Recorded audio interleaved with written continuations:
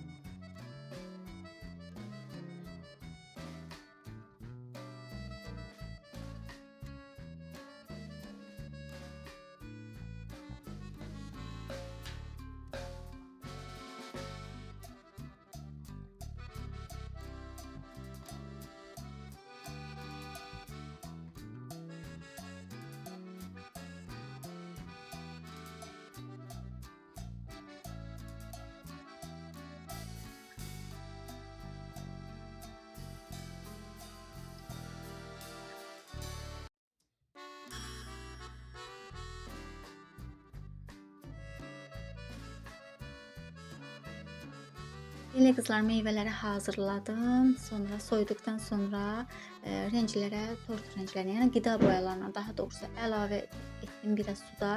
Meyvələri də batırdım içərisinə. Biraz da gözlətdim, çox yox. Meyvələr çox canına hopduqda şəkər pudrası üzərinə yapışmır. Onun üçün elə 5-6 dənəsini belə deyim etdikcə götürüb pesofladım da, yəni şəkər tozuna da buladım. Belə üzərinə də yarpaqlarına görünüşün formasını verdim və həqiqətən çox qəşəng alınmışdı. Həm görünüşü, həm dadı çox qəşəng olmuşdu. Belə qızlar, şirniyyatı hazırladım və bu gün qaynımın doğum günü idi. Ora getdik. Amma onu da deyim qızlar, bu videom, bu şirniyyatın yəni hazırladığım əslində bir neçə gün öncənin videosuydu. Amma bu gün də çəkiliş etmişdim, yəni qaynım getdikdə çəkiliş biraz etmişdim. Elə bu videonun başına əlavə etdim.